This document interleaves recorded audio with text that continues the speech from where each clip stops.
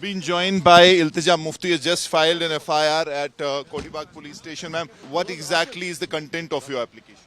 Well, we are appealing to the police here, to Jammu and Kashmir police, to take strict cognizance and action against the Bihar Chief Minister, because we've seen how after this incident happened, there are lumpen elements all across India who are engaging in such indecent, vile acts. And not just that, you have union ministers, BJP ministers who occupy positions of power justifying this vile act of indecency. So we want strict action to be taken, and we want the autonomy and dignity of our mothers and sisters to be protected at every cost. Right. So what happened inside the police station? You have already filed the... Well, they told us that they've taken cognizance of the complaint, and what the action they'll take, we'll see what happens. How do you see the reactions from the BJP and the political parties at the national level otherwise? Because so far it's been quite muted, and in fact in Bihar, a lot of silence. We've seen only activity in Jammu and Kashmir. Well, all BJP leaders across India are celebrating it, and they're condoning this act because it helps them.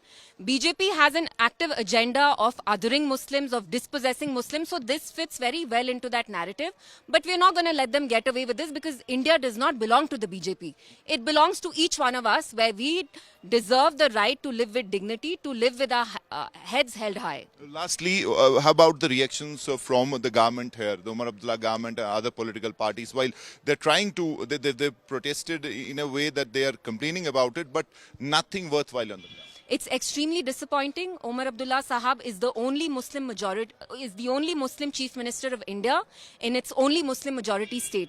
It was his responsibility to be more vocal and vociferously speak about this. We saw how he maintained a criminal silence for 48 hours. For 2 days, he didn't issue a statement. And the first statement he issued was just politicking, engaging in, petty politics, and not condemning it outrightly. So it's very sad. He was elected on a mandate to protect the dignity of every Muslim.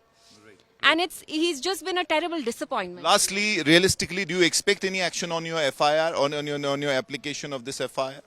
Well, we're hoping they take action, and if they don't, then we'll see how to pursue this further. Thank you so much. Thank you.